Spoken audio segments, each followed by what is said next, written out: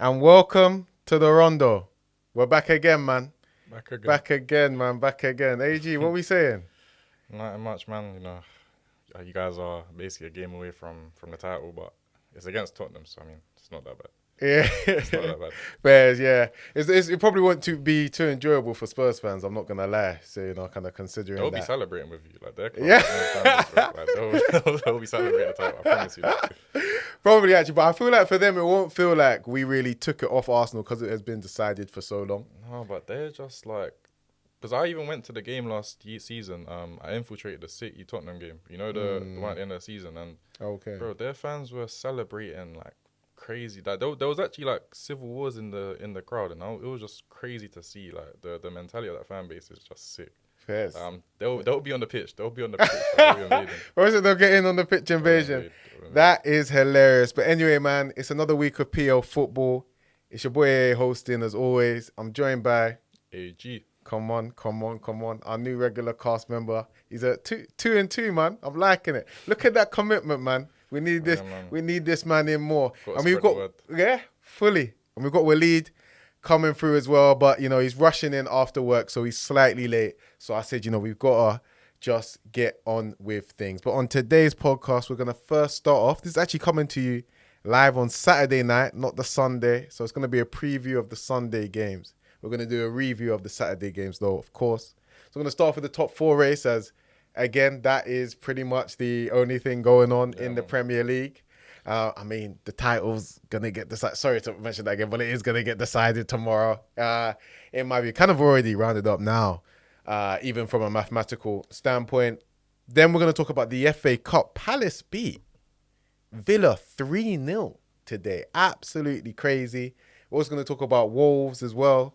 They beat Leicester really comfortably, and it looks like I said, they're really going to finish ahead of both United and Spurs. Then we're going to do a little preview ahead of Liverpool winning the title. We're going to quickly ask Waleed and AG what happened. What happened with Arsenal? Not AG today. We got his view last week, so we're going to ask Waleed his view on what happened with Arsenal. And then we're going to do our CL semi-final preview. So, yeah, lots in store. But firstly, yet again, I got to tell you guys about the live show X Watch Party, 7th of May. I'm going to be dropping this in every single episode before we get there. But if you didn't catch it, we are going to be doing our first live show and watch party for the second leg of the PSG and Arsenal game at Coco Kiosk Stratford. Guys, come by. It's going to be a vibe. I'm hosting live Rondo panel. Do you know what I'm saying? Creators are going to be there. Ladies free, so I'm sure there's going to be ladies there. Guys, £5, so going to be lots of Rondo viewers there. A cheap night, but it's going to be an excellent night, man. You guys are going to have so much fun. You're going to be wondering, how did I get this? For free, if you're a lady, or for £5, man. I'm telling you, man. It's going to be an absolute vibe. Haywatch are going to be Haywatch, there's going to be plenty of Arsenal fans still. Yeah, like the majority coming through at the moment are Arsenal fans. But I can't lie, I've also seen a couple of good hate watchers that are going to be there alongside me. Atmosphere, though. It makes it fun. Yeah, it's going to be fun either way, innit? Yeah. Cool. All right then, man. I think that's enough in terms of the intro. The top four race. So Chelsea, they were the 12:30 kickoff, to be fair. Yeah. 1-0. A match where Chelsea, I thought, started well, played some good stuff. But then, to be fair, they kind of held on. What's your first thoughts on the game, and do you think you had them in your top five, to be fair? So I had Chelsea. Like I said, I had Chelsea in my top five because for me, I think at the end of the day, it's Chelsea Football Club, and there's always, no matter the players that are in there, there's always sort of the heritage of Chelsea up against clubs like Forest and Villas. Like they've always find a way to kind of get over the line, and at the end of the day, they still got a lot of talent in that team. You're looking at Madueke, he had a great game today. I thought he was hard.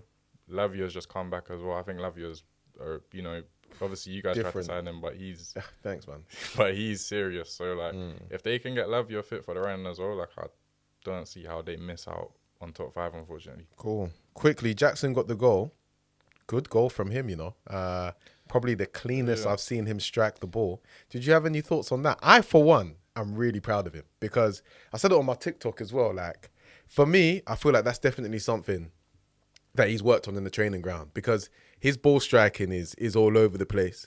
I don't know if he'll be able to do it consistently, but I think it's a good it's a good start, you know, Yeah. and I think it's the type of thing that they probably want to see him do more. But that strike, I was going to say that is the cleanest I've ever seen him hit the ball straight into the bottom corner. And I think it's that little bit more of ruthlessness and kind of consistent finishing that he needs to bring to be able to be a player that should be starting in the 9 at Chelsea. The thing is, he does need it, but that's quite an interesting thing you kind of mentioned there, like starting in the 9 at Chelsea, because obviously Chelsea are kind of going through like a project phase, which, you know, we've not seen anything like that at Chelsea before. Yeah. But it kind of makes me bring up the question, like, is Jackson good enough to be a 9, a Chelsea level number 9? You look at the 9s they've had in the past, obviously, you know, like Diego Costa, you know, like Didier Drogba as well, obviously, and it's like, can Jackson reach those levels? I mean, obviously the strike today was good, but can he consistently be doing that in the big games? You know, Chelsea aren't short of resources. You know, they got a lot of money to spend, and they can go out and get the big boys. So it's like, is Jackson going to be the guy who's going to be rivaling, you know, your Haalands? Yeah, no, I don't think so. I think, and it's a shame to say, because I really actually do like him as a player, because I feel like outside of that finishing, he's got everything that you'd want to see from a 9 in terms of, you know, the link-up play, you know, the willingness to run in behind, you know, come short as well. But you just can't have that level of inconsistent finishing. Like that strike today, we just don't see that often enough. I think you need another 9 that's more experienced to come in, and he'll definitely be a major asset to a squad. But yeah, they should be looking at, I wouldn't even go for a Liam Delap. I think they should go for like, probably maybe try someone like an Oshiman or someone like that. I think they can, or if they get Champions League and Newcastle don't, then you know I think they should enter the Isak race, because he'd be serious. But I don't feel like Isak will leave this summer. Why do you think so? I just don't feel like Newcastle will put a ridiculous. To be fair, Chelsea the that's only what I was gonna say. But I just feel like it will be. I just feel like Newcastle won't sell, because Newcastle, they're so financially stable that they don't have to. Isak's also on 150k a week there, so that's the other thing. He's not on small money. Like he's on good money. He's on a decent wage. So I feel like Isak will leave it. I feel like if they don't get Champions League next season, I think that's when he'll go, and I think then the fee as well will be probably like 120 or something, which you know, a club that's still looking for a striker will probably play. But the only other thing I wanted to say is, it's interesting what you say about Madueke. I think he's a decent player. He's playing off the left today. You don't see a lot of, you know, wingers these days, which is weird, be able to play both sides. I think I've always thought he's a decent little player who I think he's a bit harsh done by, you know what I mean? I think people act as if he's a scrub. I see something there. I think he's a Champions League level winger in the making. I just think he needs a bit of time. Is he going to be world class? I don't see that personally. But I think there's a player there. I just feel like he's one that he splits opinions a lot, because he's a little bit raw, but I see a lot there. What's your thoughts on that? Well, I think Chelsea have a very interesting dilemma when it's coming to next season, because obviously, you know, they've got a bunch of young players coming in. You know, there's Esteval coming in. These guys in Brazil are seeing him as like the next Neymar. So if Esteval's coming to Chelsea, you know, they've sold him on this project. He brought into the Chelsea project ahead of all the other European proposals. He's going to have to be starting in this team. And, you know, you're not going to drop Cole Palmer. So it's like, who's going to make way? It's probably going to have to be Madueke. And if he moves back into sort of like a bench, or, I mean, is that something that he'd want to be doing at Chelsea, being on the bench? Is he going to fight for his place? I mean, obviously he can. But if Esteval comes and performs to a level that, you know, the Brazil people are hyping him to, then I don't think... Like, we all know the ceiling of Esteval is a lot higher than what Madueke's potential ceiling is, but like there's quite a few dilemmas in that team, because obviously they got Andre Santos on loan at Strasbourg as well, who's having a fantastic season, and it's like when he comes back, you know, they've already got Caicedo, they've got Enzo, they've got the 100 million midfielders in there. Is Santos going to come in and displace them? It's like, you don't really know. So again, I mean, it's not the worst dilemma to have, because obviously they can still sell these players and get good money off them, but it's like I'm not too sure how it's all going to kind of fit in and come together, but we'll just have to see. Really. I think it's a mess, to be honest. I think it's a mess. I think it's some of the worst allocation of funds I've seen in the modern game. I feel like you're being quite nice. I think it's an absolute mess. Man. I mean, and I really feel like there's pressure on them for me. They have to get top 5 to get top 5. If they don't get top 5, it's gonna be very, very interesting for Chelsea, because, you know, they've got. They just signed that Quenda guy as well, the guy from where's he? Is it Sporting Lisbon? He's in the Portuguese league. Yeah, they sent how much is it? Like 50, 60 million on him. Bro, It's another young winger they're putting a lot of money in, and I haven't even mentioned Kendrick Pies as well, who's another player that I didn't even know about that one. heavily hyped, and it's like they've got all these young players coming in, and they still don't have like a proper solid centre back at the back, and that's like the foundation of building your team. Like there's so many players out there they could potentially go and sign. You've got Or a good keeper. Bro, it's bro, it's some mad squad beating, but we do have to move on quickly. So Newcastle today. All thing again now. Ipswich. Okay, I'm just getting a call. I think Waleed's here.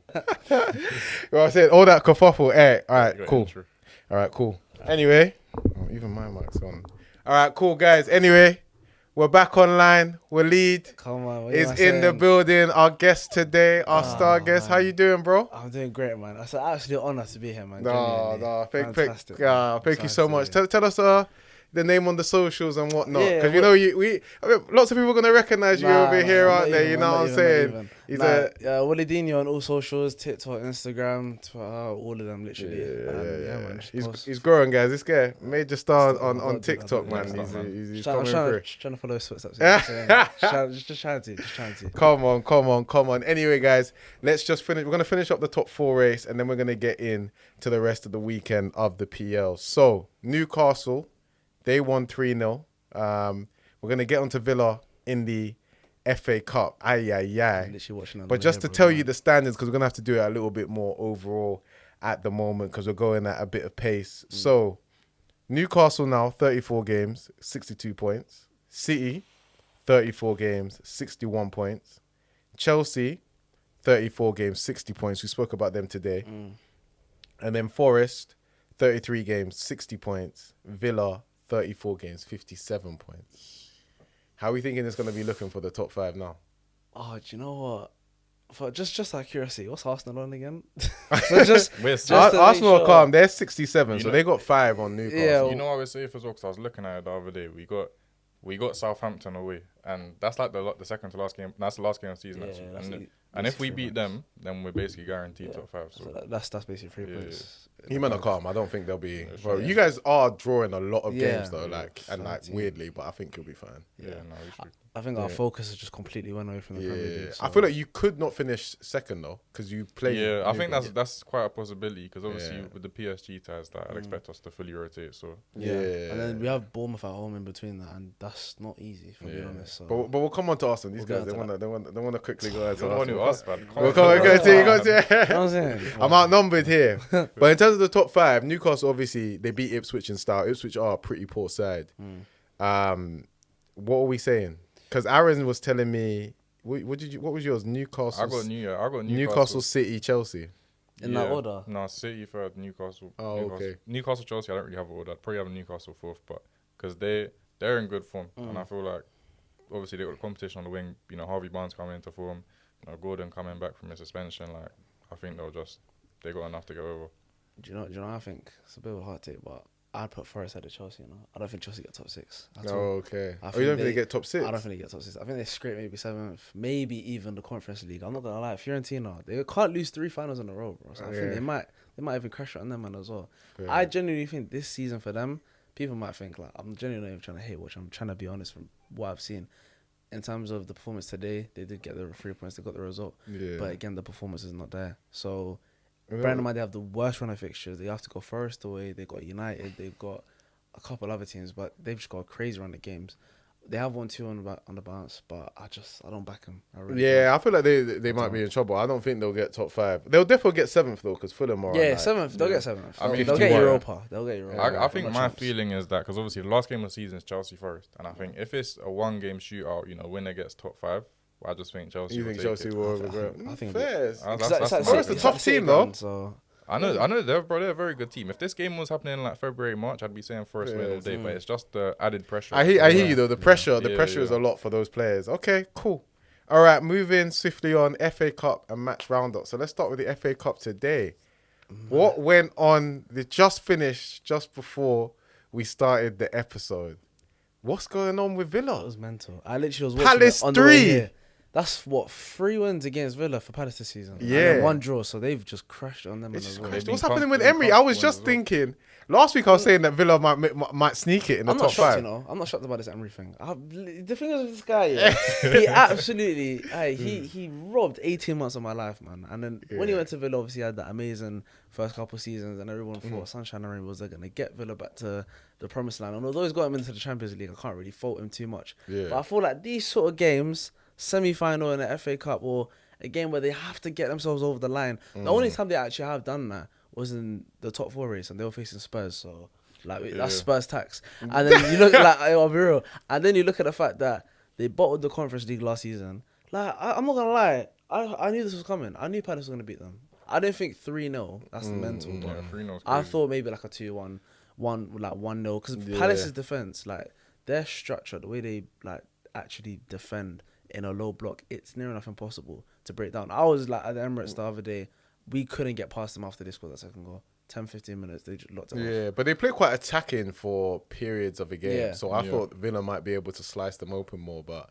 yeah, Palace just Maybe didn't. fatigue, tiredness as Yeah, well. Cause Yeah, you see what I think with Aston Villa, like they've got a really good team, but Palace just match up well against them, you know, with the 3 at the back, and then also as well Mateta, he causes, because their centre backs are, you know, they're good on the ball, but Mateta is like a proper traditional number 9. He's someone that rates really high, so he was causing them all sorts of problems, you know, out wide in the middle, holding it up, and it just ultimately won them the game. And then I think another problem as well, I guess it's not a problem, but like there's someone who needs to be called out on that Villa team. It's their goalie who they claim is the world's number 1. Their Arsenal agendas. It's not even an agenda, because I went to a Villa game the other day and they call him the world's number 1, and it's like every other week I'm seeing him make mistakes. Like against City, he lost them that game. Against PSG, he made mistakes. Like and now in the FA Cup, like he could, obviously as his goal was a good goal, but he could have done better for the first goal. So it's like you've got a goal you're parading as the best in the world because he saved a couple penalties for Argentina, and it's like is he really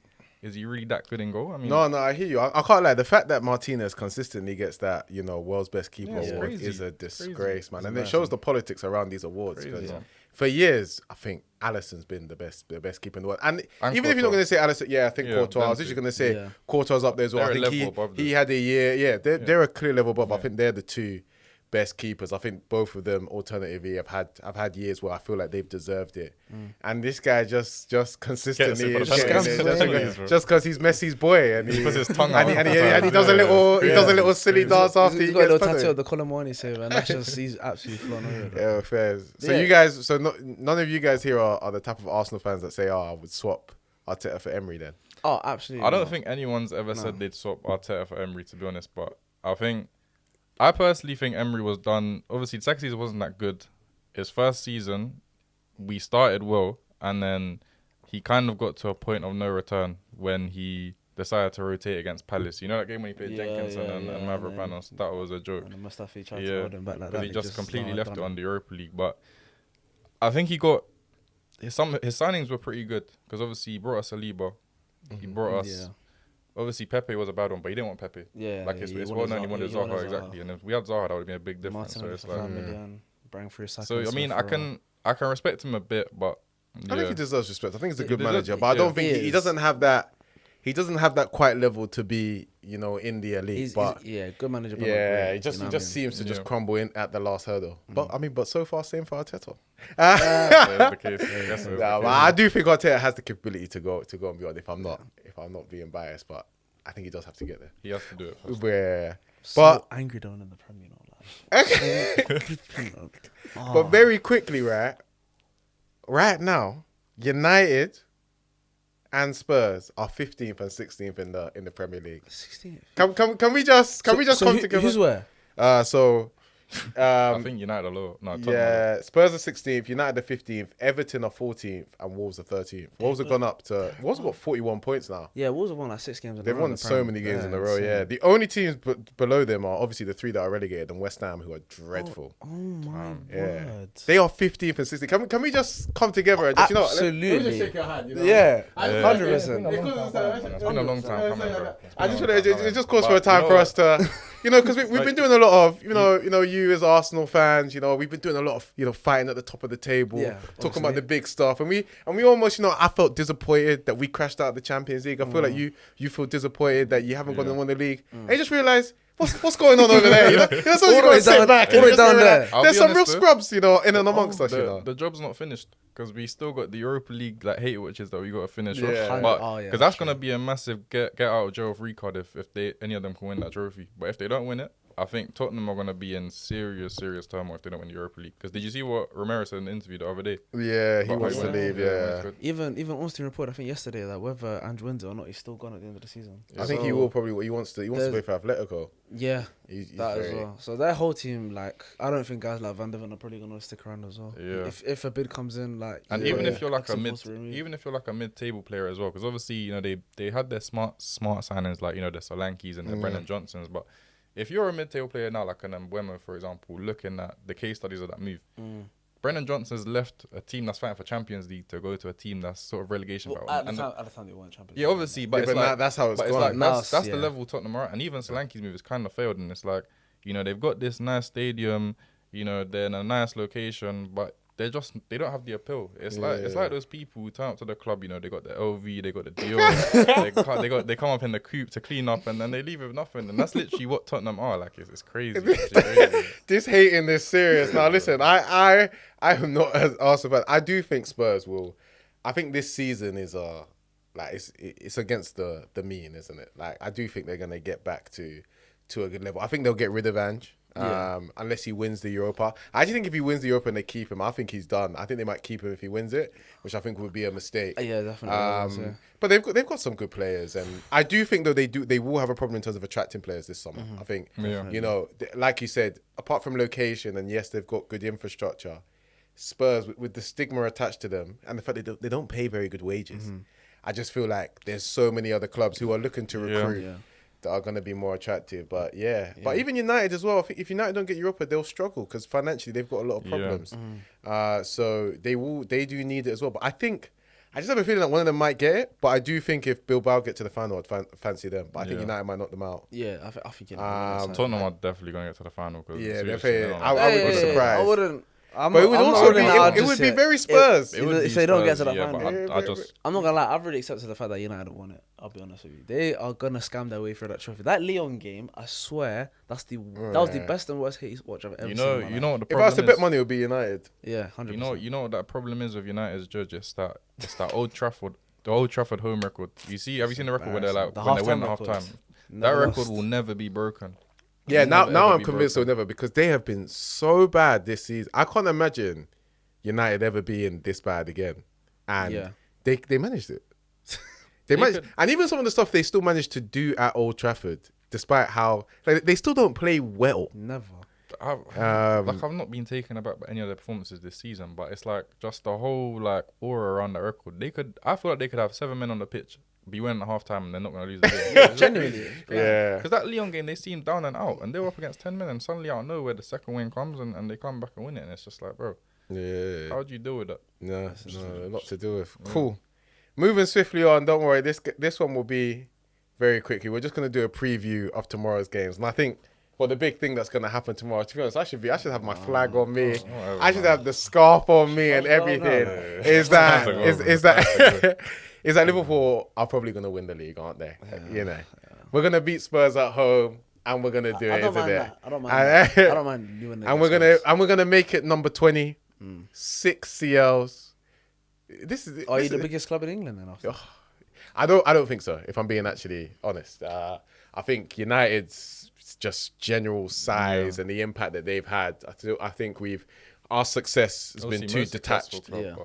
But we're definitely the second biggest club, and we're becoming, and we're the most successful now. We're the most successful club in the country now by any means. Double the CLs of United. Now we've matched their league titles.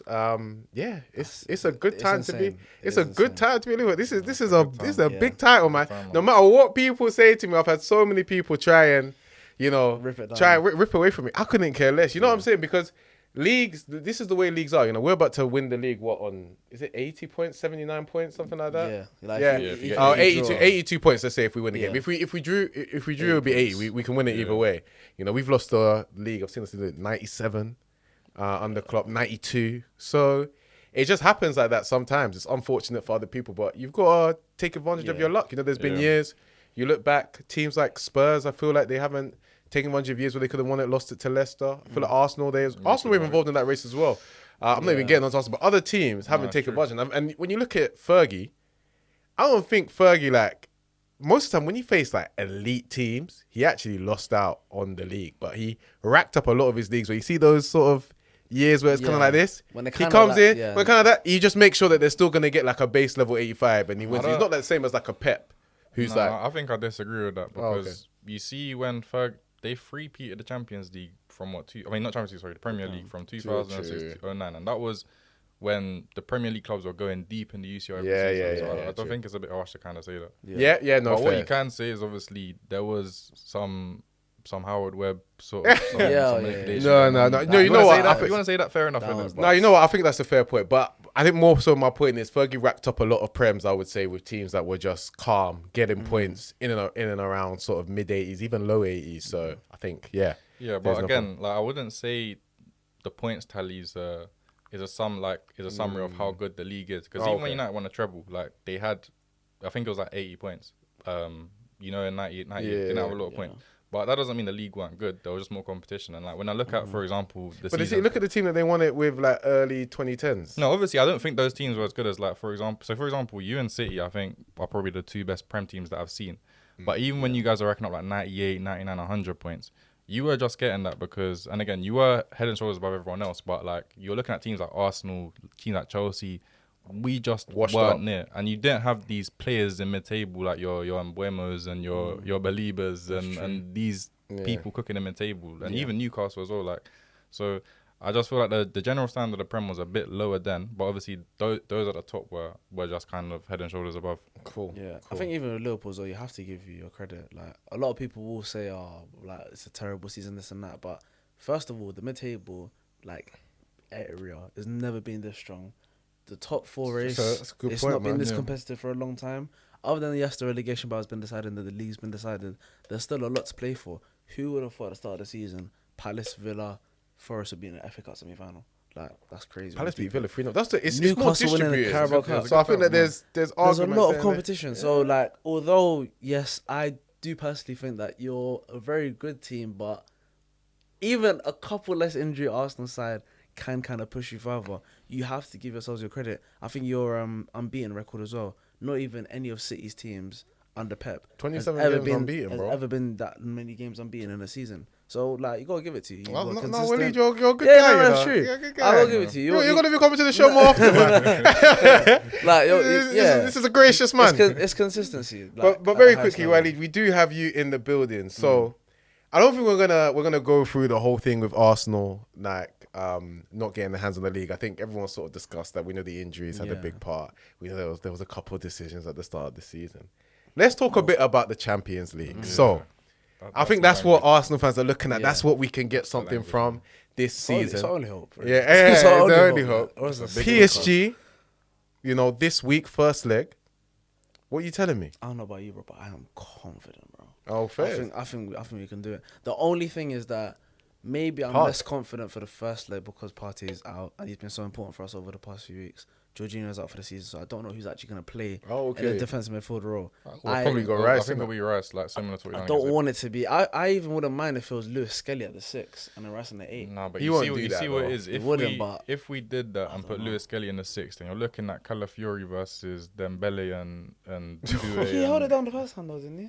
Actually, no, he didn't face Dembele that time. He faced Barca. He faced Doué, I think. He faced Doué, but Doué hadn't really like properly broken. Obviously, it was still cold, but they didn't have the main shooters of Dembele and Kvara. When those two come onto the pitch, it's a completely different ball game. And then you got right backs and left backs, which basically wingers. I think it would be crazy to throw Miles Lewis. He'll probably do well anyway because he's a freak. But I don't think Arteta will do that. I think he'll keep him left back. I think he's probably gonna do what he did. I He'll think do what he tried. against like Ipswich. it makes sense. Like, that's like But then the even trial. Marino wasn't in the squad against Palace at all. Like, Oh, okay. Yeah, I saw that there's he a trained on possibility- Tuesday. I saw that he trained on Tuesday. Though, So, so I I don't think that was know. just like a precautionary. Yeah, maybe he's. I think like, he'll win. I think not he's sure. gonna win the game at the Emirates though.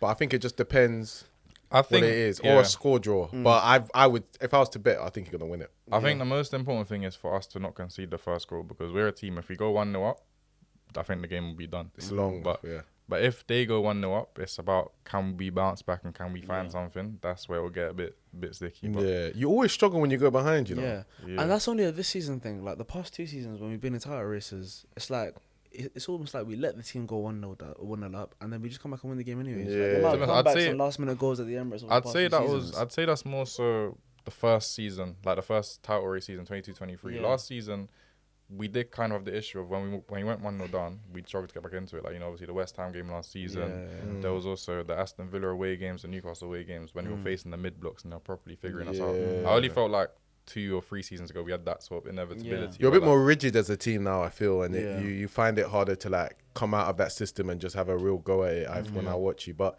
are there any key battles you think are gonna be important in that PSG Arsenal Timber game? versus Dembele, you know. Like I think if he's gonna, But I think he's gonna have him though. Dembele plays more in the middle though. I think it'll be Kvara versus Timber, right? I think the matchup that we're gonna obviously be looking for with Partey out with the suspension is how Rice handles that midfield trio, because you know the PSG midfield is just gonna be doing 1-touch, 2-touch football, and it's like we know Rice has got the physicality. Even Marino, Marino's one of the best dual winners in Europe. That's statistically, that's not It's like though, a is statistical it? statistic. Yeah, So it's true. we got to make sure that we actually just bully them and let them know what they're in for. If we can do that, then we can. Do you think Rice is gonna dominate that midfield battle? Well, he's done it once already this season, so I like, don't- I'm just asking. So you think he's gonna do it? Like, he's one of those players. Like a lot of people don't, or they underrate Rice, and the only times when the people who hate on Rice see how good he actually is when he comes up in the big games, because his profile is designed for the big games. A lot of the intangibles that he does, in terms of like covering ground. Yeah. When good midfielders come up against Rice, they no longer look like the good midfielders that they've been hyped up, and He's a tough he's midfielder a tough to come person against. to come up against. So it's like the Rice test for me is one of the biggest tests a midfielder can face in football. And obviously, the Real Madrid midfielders have failed it. So now we've got the PSG midfielders who've got to do it again, and it's like, are they going to pass it? If they do, then I think it's going to be a good matchup. Yeah. I think obviously Vitinha's, he's come leaps and bounds this season. I mean, he was always a player that had a lot of talent, but he started to really, his performances against both Liverpool and Villa. I mean, both of those ties, the legs in the park, the Prince, and even Liverpool, both games. Yeah. He was moving mad. So I think it'll be interesting to see, because Rice kind of got the better of him the first time round. We'll see how that matches up. I think Rice is going to play really well in the first leg.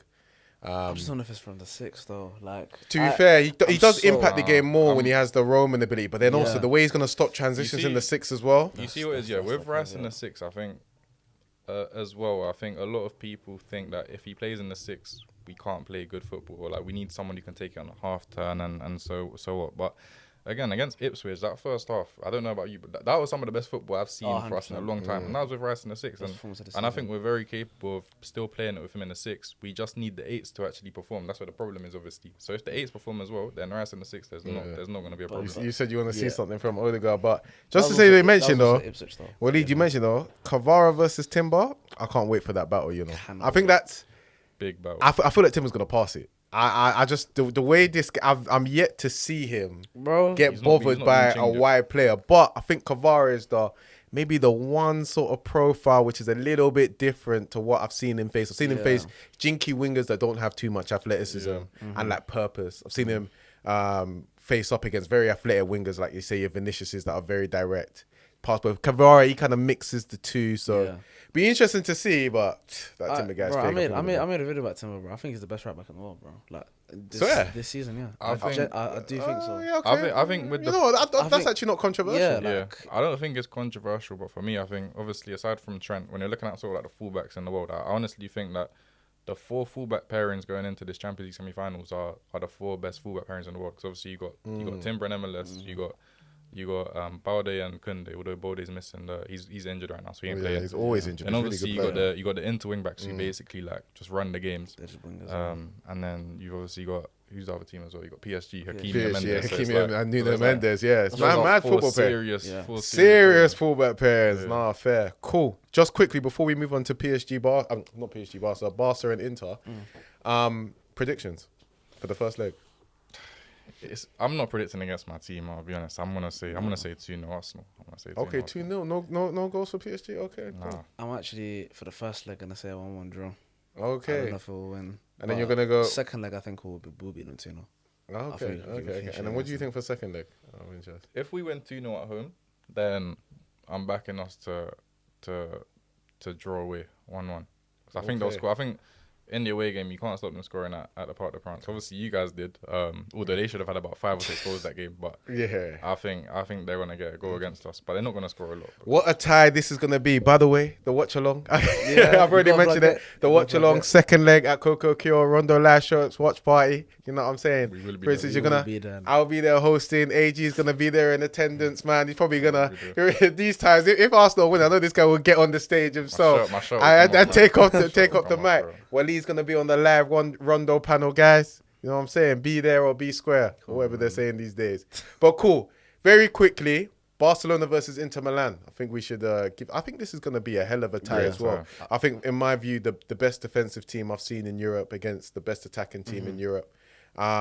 In you guys' viewpoints, who are you favouring for that tie? Who wants to go first? You have to face Barcelona. Like you just have to. But I think with Inter, people are writing them off because it's not as easy as just like, oh, Barca are gonna just slap goals against them. Yeah. In terms of as a defensive unit, as you said, they're the best in the world. Like they're better than us right now. But I think the one thing with them, I don't know what it is. I don't know if it's a Bozo gene, but I just think Inzaghi's getting too much out of that team.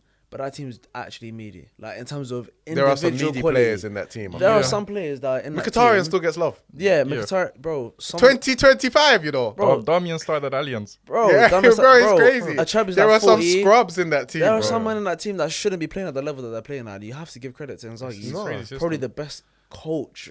No, he's a mad other than coach, you Pep know. in I the think he's world. one of the best coaches in Europe. I think he's so Yeah. underrated. Yeah, I think he's 100%. just been in Italy, that's been a league that has really gone down in terms of PR in recent years. But bro, they're so well drilled, Yeah, bro. it's Like, mental. especially like when you watch them in terms of the positions they take up, you could just tell on the training ground he must be at it. Yeah. And what he gets out of certain players, like even someone like Marcus Thuram, like He's injured though. Like he's Oh, he's 50s, injured he's though. a doubt. He Oh, might okay. make first leg. But he does a lot for them, but he's okay, but he's not great. He's not an amazing striker. Like, it was a decent Bundesliga striker. No, I but think now he's a good player. now I You think think he's a now good player? I think think he's good, but I think he he'll do a looks good job. like I think he's become he does a better lot at for Inter, them. He does a lot for He's them. I definitely to be think. fair, Competitive. players at Inter, they have always looked better at Inter because obviously someone like Lautaro Martinez, he's been amazing at Inter the past few seasons. But when you watch him for Argentina, it's like, bro, who's this guy? He's coming like Hoyland. Yeah. So it's like, I'm telling you, Lautaro Martinez, when you're not watching him, he's a bad boy. You see he's highlights the of best him. player ever. Bro. Every time I watch this guy, but every time when I'm not watching him, I'm looking over, even against the Bayern game. Like, Yeah. I'm obviously Half watching time. it. I'm seeing this Bro, guy. on the Bro, top that bins. finish was crazy, you know. Crazy finish. Yeah, Like that's taking insane. that with your outside of your boot. Outside foot, top What bins type of is maniac insane. even does that? Yeah. Like when I see it went in, I had to watch it again because the replay was a bit fuzzy, like to see what type of shooting technique he went forward with that. Believe it, bro. But what am I saying about Pedri versus Barella though? People- Pedri recently has been insane though. Like Yeah, he's probably the best midfielder in the world. Yeah, don't I get me agree wrong. with that. Yeah. But the talk I've been hearing in terms of like, oh, he's already one of the greatest of all time. This and that. Yeah. What are we I've doing I've here? not Nah, heard that. like, I've genuinely. actually- No, it was I'm all in the over right TikTok, circles. I'm in the right honestly. circles. Like, yeah, maybe my side. Yeah, on was TikTok just- it was You might getting be on weird, TikTok you it might was be getting a It bit was mad. actually getting a lot of traction, and it was actually annoying because if we're just gonna start using players that are having a good run of form to compare them to the greatest, then that's just stupid, bro. In terms of a player of his like archetype, though, he has the potential to be one of the best ever in his position, Yeah, he without a does, shadow of yeah. a Yeah, doubt. definitely. But you But need you to need have that trophies. consistency and longevity. Yeah, you need to have consistency. Need trophies I and think the all. thing with Nothing. Pedri is like he had all that hype, then he had like a lot of injuries. I think they overplayed him when he was younger. So I think people are now overcompensating because Yeah. they're like he's back on the map, Finally. give him that respect. He's So on like so 22. yeah. Like, But he's got been more mad time. this season. Yo. Anytime I watch Barca, he's Yeah, he runs the game. flawless. bro. The thing Like, is, I feel Like it he's- is beautiful Yeah. watching him. You know, like it's yeah, I feel like he's always been like that though. It's literally just the injuries that Yeah, held him yeah, back. yeah. Like even at the Euros, like he was a good player, but there again, it's a shame that he got injured, that he weren't there in the final. Yeah. But it's actually yeah. mad. Like, But guys, I have. Sorry. no, so I was just gonna say, like, in terms of not only his creating, bro, his drawing ability is mad. It's I quite think good, he's you know. broken back-to-back records in La Liga in the past 2 games in terms of like winning the ball back. That is progressive passing. Like, Bro, he's a long midfielder he's to come up again. He's mad, bro. Yeah, I think he's gonna ball out, and I think obviously a lot of people are gonna see, because I even think quite a lot of Barca games have still been on while there's been other big games, particularly by English clubs. Yeah. I watch a little bit of La Liga, so I've seen him there as well. So I think a lot of people are gonna realize how good he is. But For sure. I actually feel like Inter. I'm gonna go for Inter. Yeah, I feel like Inter might do it, because I just feel like Where's the first? normally a very good First leg defensive at, team. New camp. Well, not New Camp, but they're playing this season. Yeah. But you know, Lewandowski's missing the first leg. Oh, is Yeah, he? he's injured. I just think a very good defensive team normally beats a very good offensive team. I think if maybe a Barca were a little bit better defensively, I would. But I still think Barca are the favourites though. Weirdly, I'm just saying that. Yeah. They definitely are the I'm gonna go for Inter as a little bit of a, you know what I mean. You know, Hipster hipster opinion. Yeah. I'm gonna go for Inter to win it. You know, I'm gonna go for Inter to win it. I think Inter are gonna face Arsenal in the final. I think it's gonna be a dead boring game. I think Inter are gonna win 1-0. And that will make me so happy, by the way. I do not want Inter in the final at all. I'd rather. Yeah, you don't want to face Yeah, Inter. I could just see Inter versus Arsenal, and I can just see the 1-0. I can see That'll be it. the biggest. One jammy goal, and then Inzaghi's gonna say Deflect it, position yeah. shape. I can't But have it. I can't yeah, have it. Nah. but yeah, I think that might happen. But it'll be however it goes though. All of the teams, really good teams. I think it's really good semi-finals. I think we got best team in Spain, best team in Italy, best team in England. In and England. best Oh team no. Yeah. No, a good team in England, very very respectable team in England, and then the best team in France. France. No, nice. It's good semi-finals. Okay, let me ask you a question. Like, in terms of the 4 teams that are left, rank who do you think is going to win the Champions League? Like the favourites. So am I going on like quality wise or Everything. Well, if I was to rank them on like kind of quality, I think in terms of actually what I've seen across the competition, I think Arsenal are the best in terms of what I've seen across the competition. Then I would go Barca, then PSG, and then Inter, I would say. I think that's. But the thing is, I think PSG are just stepping into form. But Yeah. I'm saying like across the whole competition. But if I was to rank them, I think that's the ranking I would say. But I would just in terms of the competition though. Yeah, that's the thing. Yes. If I'm a betting man, I don't know why I feel like it's PSG. No, not PSG actually. No, That's what you said. I'm gonna go Barca. I don't know It's actually. not- Who would I bet? it's It's not- tough. You said It's you tough. said Inter. I say if I'm a betting man, Inter my dark horse. Yeah. I don't know. Like it's that's if I wanted to win high Yeah. stakes. I don't know. But Would you I bet think money on it's- them? No, that's the thing. I could bet them if I was feeling. I think if I was to bet, I bet money on Arsenal. So I think that's why I went for them. I would, if I was to like say, oh, I want to do a safe bet. But I think Inter would be my dangerous bet. I think Arsenal balance the two the best, Yeah. even though they're maybe not the best team. You know, in terms of like, I feel like Barca and maybe even PSG would beat you in the league. Yeah. Yeah, I think it just depends on what version of Mourinho we get. Yeah. I think if one Percy turns up, we're winning. That's what we need. Fair. But I think on a one-off game, Arsenal are a really tough team to face against. I think their biggest enemy is probably themselves. And just sometimes Arteta, I feel like he can relax with the Game system management, football. yeah. Yeah, the game management, you know, like I've just never seen Arteta do something like a 4-2-4 last 5 minutes. He'll be like, stay in the shape, move it around. Just like you're not doing something which makes that's very which unsettles the team. But like when the game is like when Arsenal are ahead, like I feel like Arsenal are the worst team in Europe to be down against. Like I just feel like they're not this season though. In the Prem, we've bottled a lot of leads, but I think that's because we've kind of just not had our head in the right place. But I think if you're on it, it's Yeah. tough. I think like you in In the big Champions games, League, it doesn't happen, does it? You never lose. Like out of the 13 draws we've had in the league, I think 10 of them being winning ahead. positions. Yeah. And then we ended up losing, little drawing. But again, I think it's like just a bit of the I think Champions League the you just have a concentration different- thing have and a stuff like that. I different think they're on history. the Champions League will be on it. But guys, it's gonna be hella interesting. Like I said, the watch party. Yes. Live show. Man, saying watch along. Nah, it's a watch party, man. We're gonna hit some vibes as well. You know what I'm saying? Live show, definitely get it up. Waleed, thank you for coming. I hope it's not the last time, my bro. Definitely not, bro. We My back when we bro, win the come Champions on. League, bro. Yeah, AG, man. thank you again. 2 and 2. Come on, and we'll see you again next week, man. Love, guys.